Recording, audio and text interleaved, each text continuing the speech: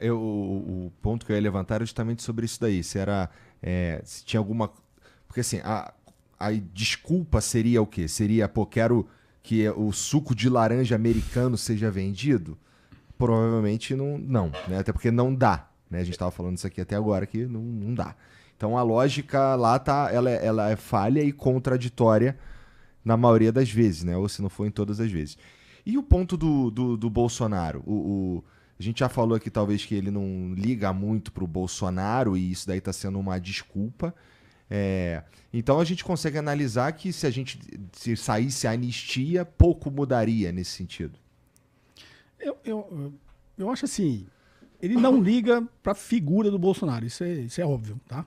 Mas ele tem uma agenda política de atacar o governo Lula. Porque ele sabe que se fosse um governo de direita, estaria alinhado com os Estados Unidos e seria muito mais fácil ele afastar o Brasil do BRICS, né? Desse bloco que está se formando no sul global. Então, assim, não é a figura do Bolsonaro, né? É ser contra uma possível reeleição do Lula ou de algum campo de centro-esquerda, esquerda, que continue aliado ao BRICS. Uhum. E essa foi a figura teatral que ele arrumou para atacar o Brasil e, por tabela, o BRICS, né? Aquilo que eu falei, se ele ligasse o Bolsonaro, o Eduardo Bolsonaro estava na posse dele, né? Não estaria na calçada tomando neve na cabeça, né? Sem ter recebido um convite.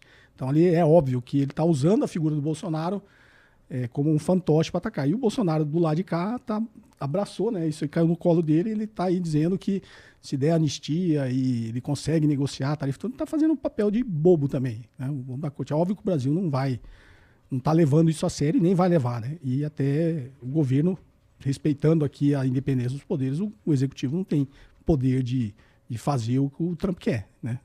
Quem tem poder para fazer isso no momento é o judiciário, né? É o STF. E um processo que está avançadíssimo, quase chegando no desfecho final, que é decretar a prisão de quem estava envolvido nessa tentativa de golpe. Então eu acho assim, essa cartada política que está na carta dele, né, é mais ou menos como o negócio do fentanil, é um teatro diversionista que está nas cartas dele, que infelizmente confunde um monte de coisa numa coisa que deveria, se tivesse só o interesse econômico e comercial, já seria uma excrescência, porque não faz sentido o que ele está fazendo, né? Como o professor Ricardo falou, você não vai taxar todo mundo em 50%, assim, igual quando ele escalou com a China, chegou a 145%. Isso é uma coisa... Parece que é brincadeira de criança, né? Parece um pouco... Parece briga de boteco, né? O cara tá lá... até então a gente tava aqui, truco, né? Tava aqui o truco, chega no 12 e o cara grita 24. Fala, não, o jogo acaba no 12. No poker você já deu all-in, não tem como ser. Depois do all-in não tem mais nada, né? Bem que a gente ficou, quando começou essa briga com a China lá, a gente tava que nem o Michael Jackson aqui, só comendo pipoca, vendo, não sei o quê. E agora... Bom, mas eu já tô bem mais tranquilo aí com a análise de vocês, que provavelmente não vai rolar esse 50%. Mas se a gente for pensar no que eles estão... No que o Trump esperaria, com esse papo de Bolsonaro... primeiro que eu não sei se todo mundo entende como sociedade que a princípio ele não tem os Estados Unidos, eles não mandam em porra nenhuma aqui, né? Então ele pode dizer lá basicamente o que ele quiser, o máximo que ele pode fazer é tentar intimidar com algum tipo de política e tal, mas eles não têm muita coisa para fazer no que o Alexandre de Moraes, do que o STF tá decidindo, a não ser, sei lá, pegar as contas do Alexandre de Moraes e suspender o acesso dele ao Google, né? Ele não vai mais poder ter uma conta no Facebook, mas ele não consegue, eles não têm poder, nenhum outro país tem poder de mandar em como funciona dentro de nenhum outro país, a menos que por meio que tu vá lá e estoure umas bombas lá, né? Bote umas tropas. Que acho que não vai fazer, né? Que eu suponho e espero que não faça também, né? Porque aí seria demais.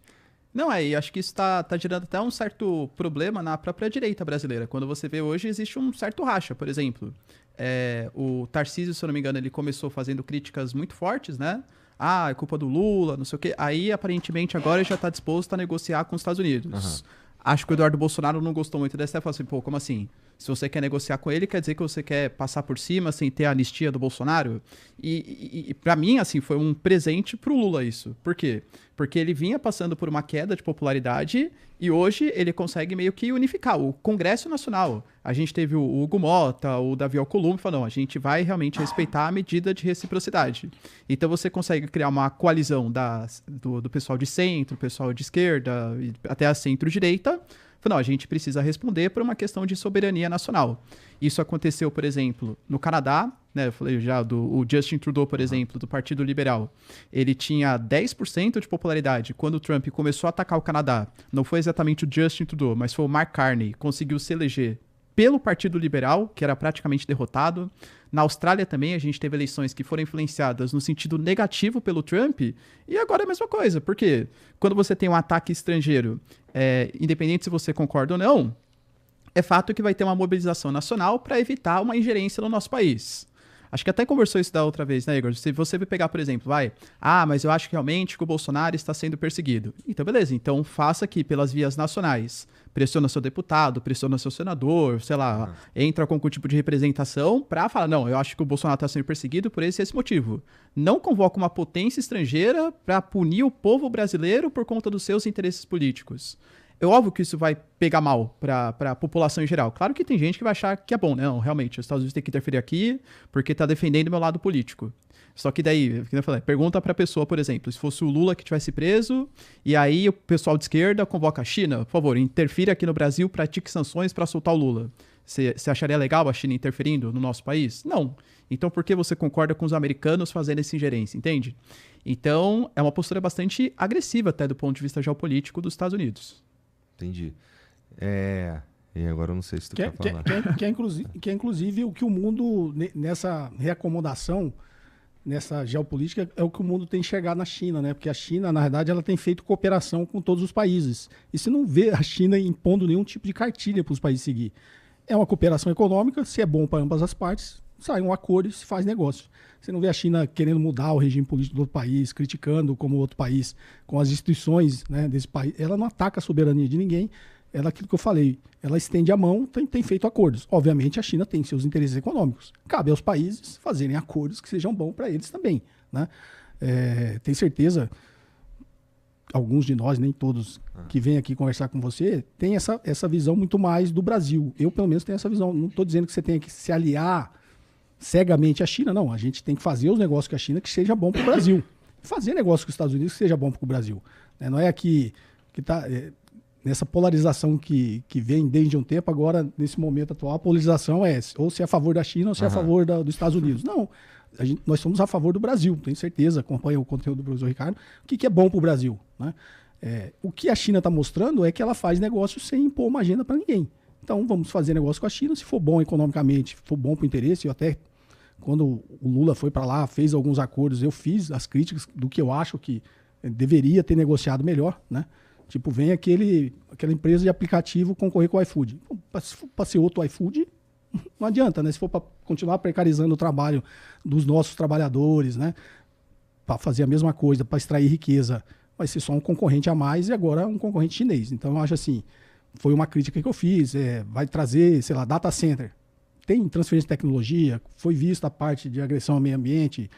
O que o Brasil vai ganhar com isso? Só abrir o mercado e deixar a empresa explorar? Também está errado, entendeu? Então, acho assim, os acordos que o Brasil faz com a China não tem essa imposição de agenda. No campo econômico, se for um bom acordo, faça. O que é um bom acordo econômico? O que a China fez com o resto do mundo. Aprender com a tecnologia que vai ser implantada no seu país, receber, até não só por acordo, mas por pressões políticas, né, nesses acordos, para que haja uma transferência de tecnologia, e aquilo que não tiver transferência de tecnologia faz como eles fizeram, eles aprenderam a fazer o negócio, né? Não dá igual a gente acabou com a nossa indústria automobilística. Não sei se você lembra até da época da Auto Latina, né? A Ford se uniu com a Volkswagen, criou-se a Auto Latina aqui, a gente virou só uma maquila. A gente só monta os automóveis. A inteligência mesmo da indústria automobilística nunca veio para o Brasil. A área de pesquisa e desenvolvimento, de ciência e tecnologia, de toda essa parte de produção intelectual, tanto de estratégias de mercado, de marketing, ficou tudo na sede desses países. A gente era só igual o filme do Charlie Chaplin, né? Só apertador de Só apertando parafuso e montando os carros. Isso aí não é bom para o país. A gente não aprendeu nada com isso. Tanto que a gente não tem indústria automobilística. Todos os países aprenderam, e todos os países que aprenderam têm a sua indústria automobilística nacional hoje. A China fez isso, né? Deixou a Tesla lá montar uma mega fábrica e aprendeu a fazer carro elétrico. Hoje domina o mercado de carro elétrico. A Coreia do Sul, a mesma coisa. A Hyundai era uma carroça. Exigiu transferência de tecnologia da GM para que a GM pudesse atuar dentro do mercado coreano. Aprendeu. A Hyundai é uma potência na indústria automobilística. O Estado de Desenvolvimento japonês, a mesma coisa fez com a Toyota. A Toyota, no início, era uma carroça também. Aprendeu, depois ainda foi lá nos Estados Unidos e se tornou a maior montadora de automóveis dos Estados Unidos. É uma montadora japonesa. Então, assim, o que o Brasil está fazendo nesse sentido? Né? A minha grande crítica é essa.